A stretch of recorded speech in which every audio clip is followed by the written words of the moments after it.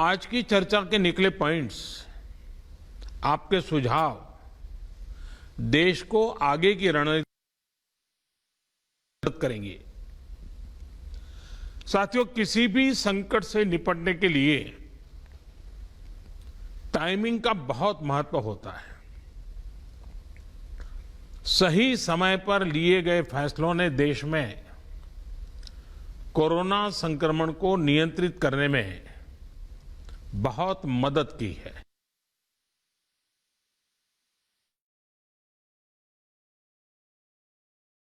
के साथ बैठक ले रहे हैं। अनलॉक 1 के बाद ये बैठक चल रही है वीडियो कॉन्फ्रेंसिंग के जरिए और बहुत महत्वपूर्ण संवाद होगा, क्योंकि अब आगे की परिस्थिति पर निपटने की कोशिश होगी कि अनलॉक 1 का दौर चल रहा है भारत में और कोरोना से कैसे निपटा जाए। विषय भी नहीं बना था, तब भारत ने इससे निपटने के लिए तैयारियां शुरू कर दी थी, फैसले लेने शुरू कर दिए थे। हमने एक एक भारतीय की जिंदगी को बचाने के लिए दिन रात मेहनत की है। बीते हफ्तों में हजारों की संख्या में हमारे भारतीय भाई बहन विदेश से अपने वतन वापस लौटे हैं। बीते हफ्तों में लाखों की संख्या में प्रवासी श्रमिक अपने अपने गांव पहुंचे हैं। रेल, रोड, एयर, सी सारे मार्ग करीब करीब अब खुल चुके हैं। लेकिन इसके बावजूद, हमारी इतनी जनसंख्या होने के बावजूद भारत में कोरोना संक्रमण उस जैसा विनाशकारी प्रभाव नहीं दिखा पाया जो दुनिया के और देशों में कोरोना ने आफत पैदा की है। दुनिया के बड़े बड़े एक्सपर्ट्स, हेल्थ के जानकार, लॉकडाउन और भारत के लोगों द्वारा दिखाए गए अनुशासन की आज भारी चर्चा हो रही है। आज भारत में रिकवरी रेट 50% से ऊपर चला गया है। आज भारत दुनिया के उन देशों में अग्रणी है जहां कोरोना संक्रमित मरीजों का जीवन बच रहा है। कोरोना से किसी की भी मृत्यु दुखद है। हमारे लिए किसी एक भारतीय की भी मृत्यु असहज करने देने वाली है। लेकिन ये भी सच है कि आज भारत दुनिया के उन देशों में है जहां कोरोना की वजह से सबसे कम मृत्यु हो रही है।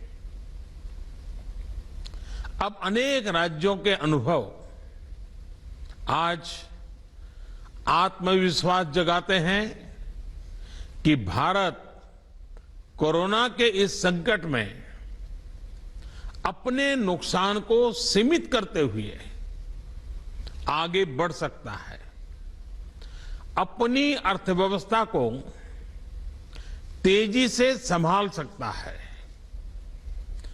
साथियों, बीते 2 हफ्ते के अनलॉक 1 ने हमें एक बड़ा सबक ये भी दिया है कि अगर हम नियमों का पालन करते रहें, सारे दिशा निर्देशों को मानते रहे, तो कोरोना संकट से भारत को कम से कम नुकसान होगा। इसलिए मास्क या फेस कवर, उस पर बहुत ज्यादा जोर देना अनिवार्य है, आवश्यक है। बिना मास्क या फेस कवर के घर से बाहर निकलने की अभी कल्पना करना भी सही नहीं है। ये जितना खुद उस व्यक्ति के लिए खतरनाक है, उतना ही उसके आसपास के लोगों के लिए भी। इसलिए 2 गज की दूरी का हमारा मंत्र हो, दिन में कई बार 20-20 सेकंड के लिए साबुन से हाथ धोने की बात हो, सैनिटाइजर का इस्तेमाल हो, ये सभी बहुत गंभीरता से किए जाने चाहिए। खुद की सुरक्षा के लिए, परिवार की सुरक्षा के लिए, विशेषकर घर के बच्चों और बुजुर्गों की सुरक्षा के लिए ये बहुत जरूरी है। अब तक लगभग सारे ऑफिसेस खुल चुके हैं। प्राइवेट सेक्टर में भी लोग ऑफिस जाने लगे हैं। बाजारों में, सड़कों पर भीड़ बढ़ने लगी है। तो ये सारे उपाय ही कोरोना को तेजी से फैलने से रोकने में मददगार होंगे। थोड़ी सी भी लापरवाही, थोड़ी सी भी ढिलाई, अनुशासन में कमी कोरोना के खिलाफ हम सभी की लड़ाई को कमजोर करेगा। और इतने दिनों की जो तपस्या है उस पर पानी फिर जाएगा।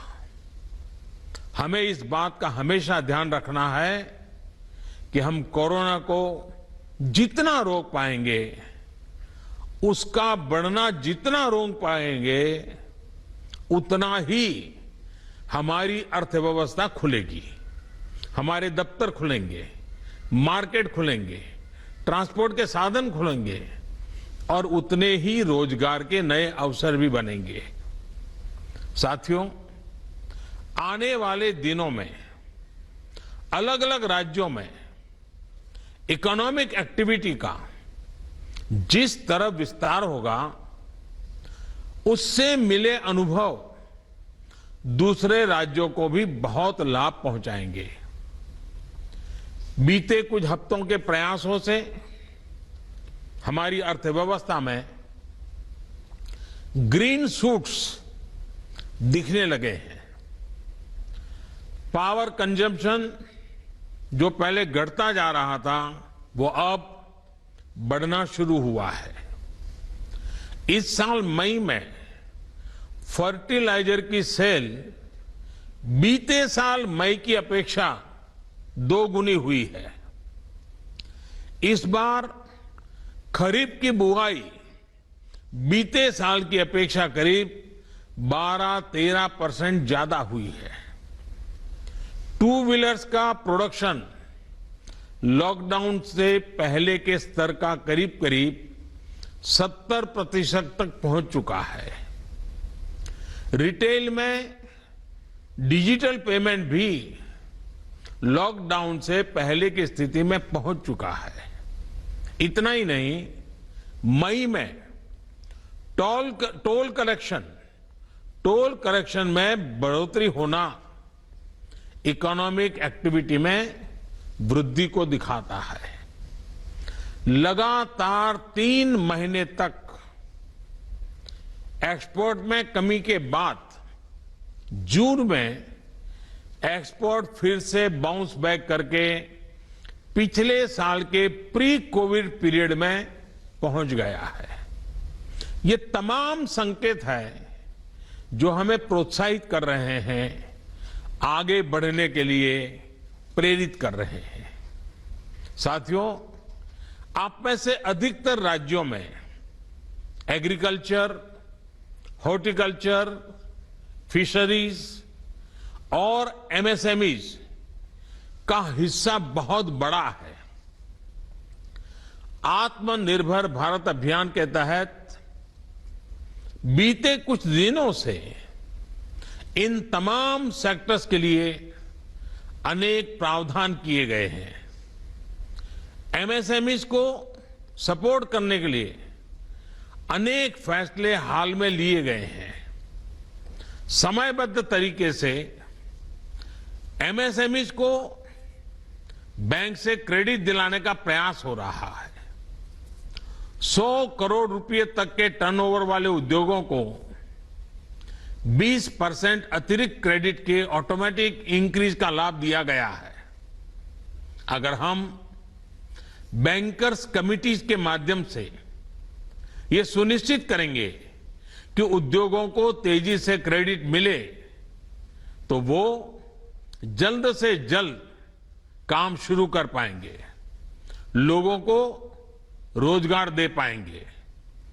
साथियों, हमारे यहां जो स्मॉलर फैक्ट्रीज हैं उन्हें गाइडेंस की, हैंड होल्डिंग की बड़ी जरूरत है। मुझे पता है आपके नेतृत्व में इस दिशा में काफी काम हो रहा है। ट्रेड और इंडस्ट्री अपनी पुरानी रफ्तार पकड़ सके, इसके लिए वैल्यू चेंज पर भी हमें मिलकर काम करना होगा। राज्यों में जहां कहीं भी स्पेसिफिक इकोनॉमिक एक्टिविटी पॉइंट्स हैं, वहां 24 घंटे काम हो, सामानों की लोडिंग अनलोडिंग तेजी से हो, एक शहर से दूसरे शहर तक सामान जाने में स्थानीय स्तर पर किसी तरह की दिक्कत ना हो, तो इकोनॉमिक एक्टिविटी और तेजी से बढ़ेगी। साथियों, किसान के उत्पाद की मार्केटिंग के क्षेत्र में हाल में जो रिफॉर्म्स किए गए हैं, उससे भी किसानों को बहुत लाभ होगा। इससे किसानों को अपनी उपज बेचने के लिए नए विकल्प उपलब्ध होंगे, उनकी आय बढ़ेगी और खराब मौसम के कारण, स्टोरेज के अभाव के कारण उनको जो नुकसान होता था उसे भी हम कम कर पाएंगे। जब किसान की आय बढ़ेगी तो निश्चित रूप से डिमांड भी बढ़ेगी और राज्य की अर्थव्यवस्था की गति भी बढ़ेगी। विशेष तौर पर नॉर्थ ईस्ट और हमारे आदिवासी इलाकों में फार्मिंग और हॉर्टिकल्चर, इसके लिए अनेक अवसर बनने वाले हैं। ऑर्गेनिक प्रोडक्ट्स हो, बांबू प्रोडक्ट्स हो, दूसरे ट्राइबल प्रोडक्ट्स हो, उनके लिए नए मार्केट का द्वार खुलने वाला है। लोकल प्रोडक्ट के लिए जिस क्लस्टर बेस्ड रणनीति की घोषणा की गई है, उसका भी लाभ हर राज्य को होगा। इसके लिए जरूरी है कि हम हर ब्लॉक, हर जिले में ऐसे प्रोडक्ट्स की पहचान करें जिनकी प्रोसेसिंग या मार्केटिंग करके एक बेहतर प्रोडक्ट हम देश और दुनिया के बाजार में उतार सकते हैं। साथियों, बीते दिनों आत्मनिर्भर भारत अभियान के तहत जितनी भी घोषणाएं की गई हैं, वो एक निश्चित समय सीमा के भीतर जमीन पर उतरे, इसके लिए हमें एकजुट होकर काम करना है। इस पृष्ठभूमि में कोरोना से लड़ाई और इकोनॉमिक एक्टिविटी से जुड़े आपके जो सुझाव हैं, जो तैयारियां हैं, वो जानने के लिए मैं बहुत उत्सुक हूं और मुझे पक्का विश्वास है कि अनुभव के आधार पर आपकी जो बातें आएगी वो आने वाले रणनीति बनाने में बहुत काम आएगी। मैं गृह मंत्री जी से आग्रह करता हूं कि वे आगे की चर्चा का संचालन करें।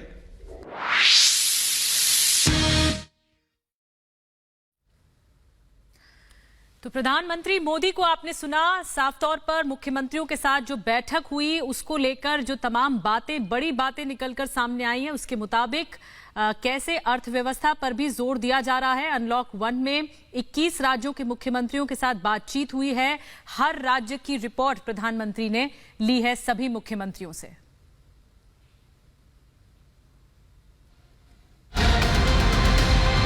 फिर से 3 और आतंकी जहन्नुम भेज दिए गए हैं। भारतीय सेना ने पहले इस पूरे इलाके को घेरा और उसके बाद इन आतंकियों को ढेर किया। अनंतनाग में मारे गए हैं पंडिता साहब, उसमें हम लोग